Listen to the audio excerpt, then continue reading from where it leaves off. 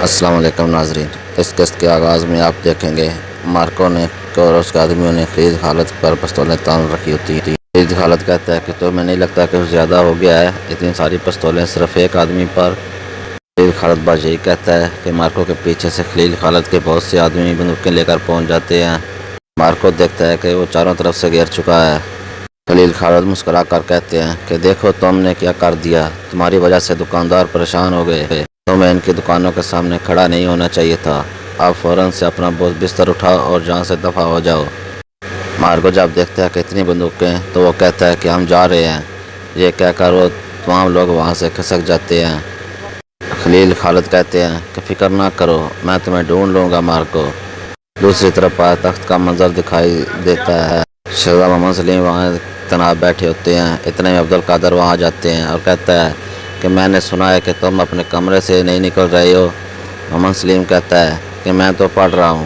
عبدالقادر کہتا ہے کہ تمہیں اب بھی مجھ پر غصہ ہے بھائی، اگر میں نیا بھی بتاتا تب بھی نتیجہ نہیں بدلنا تھا، بالآخر سب کو پتہ چل ہی گیا۔ دان جھوٹ بول رہی تھی۔ سلیم کہتے ہیں کہ تم مجھے تسلی دے رہے ہو یا اپنے آپ کو دے رہے ہو؟ عبدالقادر کہتا ہے کہ میں تمہیں تسلی دینے آیا ہوں بھائی۔ اتنے میں ملازم آ کر بتاتا ہے کہ شہزادہ عبدالقادر سے اب دان ملنے آئی ہیں۔ عبدالقادر سے محمد سلیم کی طرف دیکھتے ہیں، منزل پر پلٹتا ہے، فؤاد پاشا کو فکر مند دکھایا جاتا ہے۔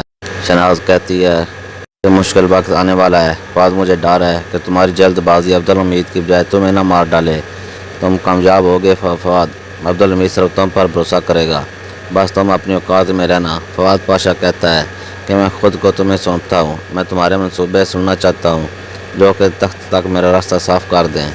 شہناز کہتی ہے کہ اس نقدی تخت پر بیٹھ جاؤ، تمہیں تخت تک پہنچانے کے لیے ہمیں ریاست اور رسم و رواج کو بدلنا ہوگا، ہمیں مصر کے شاہی خاندان کو کریمیا کے شاہی خاندان سے حیثیت سے آگے کرنا ہوگا، تاکہ جب تک عثمانی خاندان ختم ہو جائے تو تم جائز طریقے سے تخت کے وارث بن جاؤ۔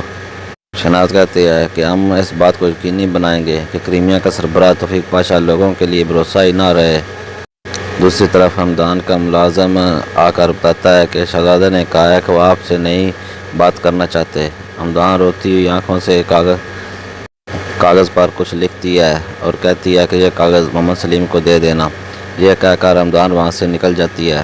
پاکیزہ بھی ادھر باہر کھڑی ہوتی ہے، وہ کہتی ہے کہ میں شہزادے تک پہنچا دوں گی۔ ملازم وہ خط پاکیزہ کو دے دیتا ہے اور اس خط کو کھول کر دیکھتی ہے، جس میں لکھا ہوتا ہے کہ کل میں تو پھانسی پر انتظار کروں گی، یا تو میں تمہیں گلے لگاؤں گی یا پھر اپنی موت کی وجہ بن جاؤں گی، میں تمہارا انتظار کروں گی، آپ کی ہمدان۔ دوسری طرف سلطان کے سامنے وامرے حاضر ہوتے ہیں اور بتاتا ہے کہ کوئی ہمارے ساتھ کھیل کھیل رہا ہے سلطان، میں نے اپنے کانوں سے سنا، آپ نے انہیں بتایا کہ ہم فون پر ان کی باتیں سنیں گے، لیکن ہمارا منصوبہ الگ ہے، ہم انہیں تب بھی سن سکتے ہیں جب وہ فون استعمال کر ہی نہیں رہے ہوں گے، آپ کو قید کر دیا جائے گا، آپ سے تفتیش ہوگی اور جب یہ تفتیش مکمل ہو جائے گی تو آپ کو واپس بھیج دیا جائے گا، اس کے بعد آپ کو کبھی واپس نہیں آنے دیا جائے گا۔ وامرے کہتا ہے کہ سلطان مجھے ترک سرزمین سے جلاوطن مت کیجیے، یہ وہ جگہ ہے جہاں مجھے خوشی ملتی ہے، میں آپ اور عثمانی سلطنت سے محبت کرتا ہوں۔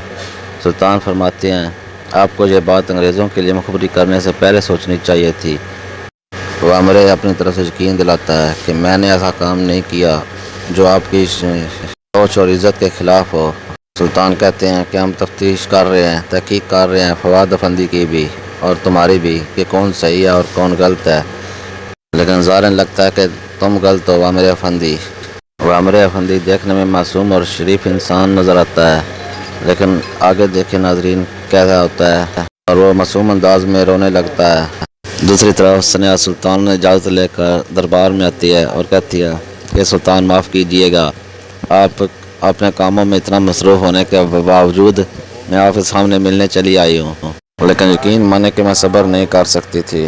سلطان کہتے ہیں تب تو کوئی خاص بات ہوگی، بتائیے بہن کیا اہم بات ہے؟ ثنیہ بتاتی ہیں کہ آپ نے محمود کو اجازت کیوں دی ہے بھائی، آپ کو کیوں لگا کہ میرے ساتھ ایسا ہونا چاہیے؟ سلطان فرماتے ہیں میں نے ایسا کیا کہا ہے کہ اس سے تمہیں تکلیف ہوئی میری بہن؟ ثنیہ بتاتی ہے وہ یورپ سے مہمان لائے ہیں۔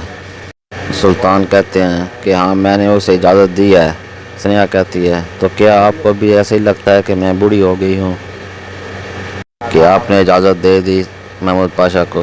سلطان اپنی جگہ سے اٹھتے ہیں اور کہتے ہیں آؤ میری بہن باہر چلو باغیچے میں۔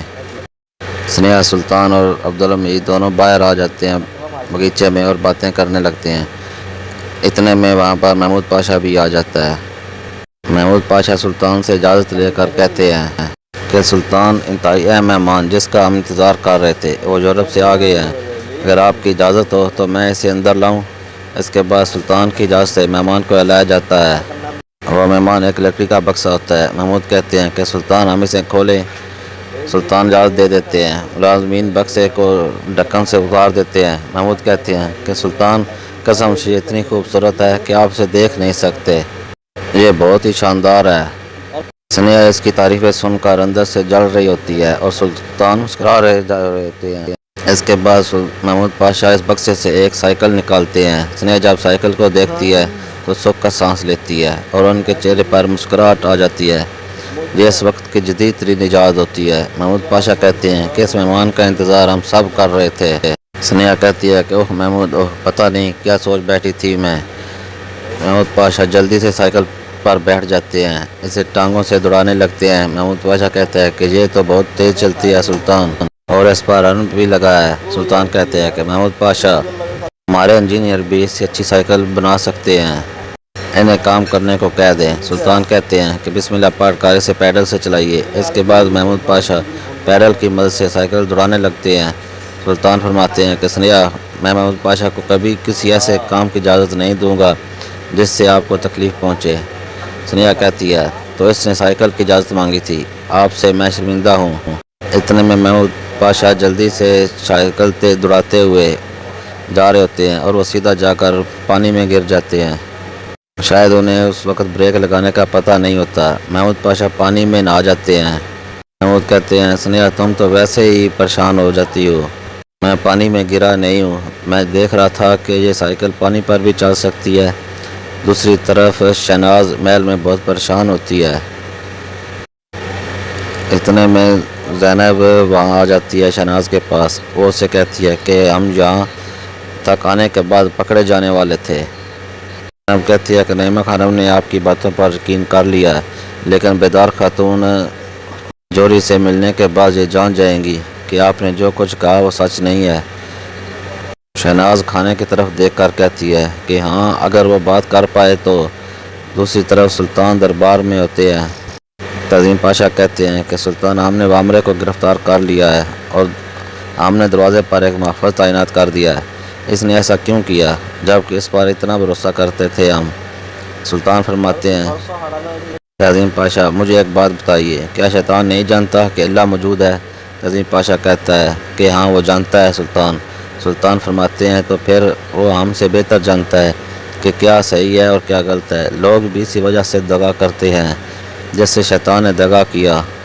وامرے نے اپنے مفاد کے لیے ہمارے ساتھ دغا کیا۔ تعظیم پاشا کہتے ہیں کہ اگر سلطان انگریزوں کو شک ہو گیا کہ ہم ان کی باتیں سن رہے ہیں تو ہم کیا کریں گے؟ سلطان فرماتے ہیں وہ یہ سمجھتے ہیں کہ ہم صرف اس وقت ان کی باتیں سن سکتے ہیں جب وہ استعمال کریں گے فون کو۔ ہم انشاءاللہ ایک قدم آگے ہیں ان سے پاشا، لیکن فون کبھی بھی بند نہیں ہوتا اور ہم لگاتار ان کی باتیں سنتے رہیں گے۔ فواد نے سفیر کے سامنے ہمارا دفاع کیا، انہوں نے اسے صحیح کہا تو پھر انہیں تیسرے درجے کا میڈل دیتے ہیں۔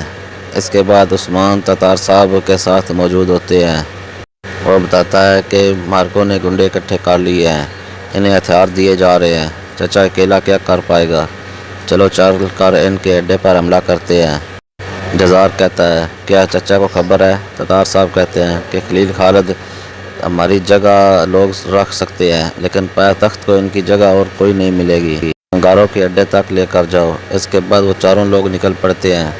دوسری طرف خلیل خالد جاسوسی کر رہے ہوتے ہیں، وہ گاروں کے ٹھکانے کے پاس موجود ہوتے ہیں۔ اتنے میں گاروں کے آدمی گزر رہے ہوتے ہیں، وہ باتیں کر رہے ہوتے ہیں کہ گاروں پیسے میں کھیلتا ہے، فکر نہ کرو، ہمیں ہمارا پیسہ مل جائے گا۔ اتنے میں خلیل خالد کہتے ہیں کہ تم کہاں جا رہے ہو لڑکو؟ وہ دونوں کہتے ہیں کہ تم اس سے کیا مطلب؟ خلیل کہتے ہیں کہ فکر نہ کرو، میں نے تو بس ویسے ہی پوچھا ہے کہ تم گھروں کی بات کر رہے تھے. وہ کہتا ہے کہ تمہیں گھروں سے کیا مطلب. خلیل بتاتے ہیں کہ میں نے سنا ہے کہ اس کے پاس کام ہے اور وہ آدمی اکٹھے کر رہا ہے, مجھے بھی کام چاہیے. وہ دونوں ہنستے اور کہتے ہیں کہ گھر ویسے لوگوں کو کام پر نہیں رکھتا, اور ویسے بھی یہ کام تمہارے بس کا نہیں ہے. خلیل کہتا ہے کہ مجھے کام تو بتاؤ, شاید مجھے پسند آ جائے. ان میں سے ایک کہتا ہے کہ خلیل خالد نامی بدماش ہے, اس نے گھروں کو بہت تکلیف دی ہے, ہم جا کر اسے مارنے والے ہیں. خلیل کہتے ہیں تو پھر ٹھیک ہے, یہ کام میرے بس کا ہے ہی نہیں, اور تمہیں بھی خلیل خالد سے پنگا نہیں لینا چاہیے. اور وہ لوگ وہاں سے چلے جاتے ہیں. خلیل خالد کہتا ہے تو گھروں اس کے لیے بندے اکٹھے کر رہا ہے. دوسری طرف محل کا منظر دکھایا جاتا ہے. فواد افندی سلطان کے سامنے حاضر ہوتے ہیں اور بتاتے ہیں کہ میں نے برطانوی سفیر سے بیجوں کے معاملے پر بات کی ہے, لیکن ایک اور بات بھی ہے سلطان. سفیر یہ بات جانتا ہے کہ اگر آج نے فون کا استعمال کیا تو آپ اس کی باتوں کو سن رہے ہوں گے, اس سے یہ بات سے پتہ چلی ہے. سلطان فرماتے ہیں ہم یہ بات جانتے ہیں مسٹر فواد, ہم نے بھی آپ کو اسی وجہ سے یہاں بلایا ہے.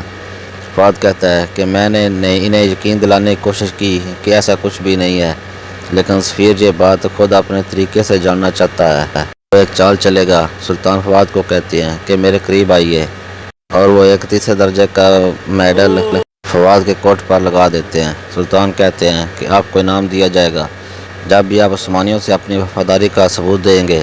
اتنے میں آلو پاشا وہاں کار بتاتے ہیں کہ سلطان آپ نے ہمیں جو کام سونپا تھا اس کے بارے میں ایک بات آئی ہے, ہم نے یہ رپورٹ تیار کی ہے. سلطان فرماتے ہیں کہ آپ پڑھیں, فواد پر ہمیں بھروسہ ہے. آلو پاشا کہتے ہیں کہ سلطان انگریز عثمانی سرزمین پر ایک بینک بنانا چاہتے ہیں. سلطان کہتے ہیں کہ کیسا بینک. تزیم پاشا کہتے ہیں کہ رپورٹ کے مطابق وہ کریمیا کے ساتھ مل کر ایک بینک بنانا چاہتے ہیں. سلطان کہتے ہیں کہ وہ ترک ایسٹرن بینک کی طرز کا ہوگا. Japan, Manchuria, China, Hindustan, Iran, Anatolia اور بلقان, مشرقی یورپ, یوکرین اور کریمیا کے شہر, یہ وہ جگہ ہیں جن کے لیے روس اور برطانیہ ابھی بھی آپس میں لڑ رہے ہیں. سلطنت عثمانیہ بانٹنے کے لیے انہیں پہلے ان علاقوں کو بانٹنا ہوگا. انگریز ہندوستان کو نہیں چھوڑ سکتے تو اسے اپنے پاس رکھیں گے, لیکن روس شمال سے دباؤ ڈالے گا. فواد کہتا ہے کہ انگریز کریمیا کا پتہ پھینک رہے ہیں تاکہ روسیوں کو ہندوستان پر اپنے دعوے سے ہٹایا دیا جائے. سلطان کہتے ہیں کہ وہ ریوال کی میٹنگ سے پہلے اپنے بازو مضبوط کرنا چاہ رہے ہیں. ہندوستان کو اکیلا چھوڑ دیں ورنہ ہم کریمیا کے ترکوں کو کریمیا واپس بھیج دیں گے. اس کے بعد وامرے کو قید دکھایا جاتا ہے. عبد القادر اس کے پاس آتے ہیں. وہ کہتے ہیں کہ آپ کے ساتھ کیا ہوا ہے, آپ یہاں کیوں قید ہیں. وامرے کہتا ہے کہ تمہارے چچا کو پھنسایا جا رہا ہے, میرے یہاں ہونے کی وجہ صرف حسد ہے. کچھ لوگ ہیں جنہیں شاہی خاندان کی مجھ سے محبت عزم نہیں ہوتی. عبد القادر کہتے ہیں کہ میں بابا نے ایسا کیوں ہونے دیا کہ سلطان آپ سے ضرور کوئی خامی دیکھ رہے ہوں گے, آخرکار ہم سب معصوم ہیں. عبد القادر کہتے ہیں کہ میں بابا سے بات کروں گا, آپ چاہے جو بھی کریں, مجھے اتنا یقین ہے کہ آپ ایسا کچھ نہیں کریں گے جس سے آپ کو یہاں قید کر دیا جائے. وامرے کہتا ہے کہ شہزادے میں نے نہ تو کچھ ایسا کیا ہے اور نہ کروں گا, میں ایسا سوچ بھی نہیں سکتا. دوسری طرف تاتار, عثمان, چمکوس اور جزار مارگوں کے ٹھکانے پر پہنچتے ہیں. وہ دیکھتے ہیں کہ وہاں کچھ لوگ مارے جا چکے ہیں. اتنے میں وہ دیکھتے ہیں کہ دروازے کے پاس کچھ آہٹ کی آواز آتی ہے. وہ تمام لوگ سائڈ پر ہو کر سننے لگتے ہیں. اندر خلیل خالد نے مارکوں کو پکڑ رکھا ہوتا ہے, اس کے پاؤں باندھ کر اس کو مار رہے ہوتے ہیں. ایک کہتے ہیں کہ ایک وقت آئے گا جب یہ چھڑی میرے ہاتھ میں ہوگی. خلیل خالد کہتے ہیں کہ چلاؤ تاکہ لوگوں کو تمہارے بارے میں پتہ چلے. اتنے میں تتار صاحب بھی وہاں پہنچ جاتے ہیں. وہ آگے دیکھتے ہیں کہ خلیل خالد اکیلے ہی تمام لوگوں کو مار چکے ہیں. اس کے بعد خلیل کہتے ہیں کہ دیکھو یہ لوگ بھی آ گئے ہیں, اور وہ ڈنڈے سے مارکوں کو مزید پٹائی کرنے لگ جاتے ہیں. عثمان کہتا ہے کہ بس کر دیں. خلیل کہتا ہے کہ مجھ سے ناانصافی اور نالائق لوگ برداشت نہیں ہوتے. وہ مارکوں کو تکلیف دے رہے ہوتے ہیں اور مزید مارتے جا رہے ہوتے ہیں, لیکن مارکو اتنی مار کھانے کے باوجود بھی چلاتا نہیں ہے. تو اس قسط کا اختتام یہاں پر ہوتا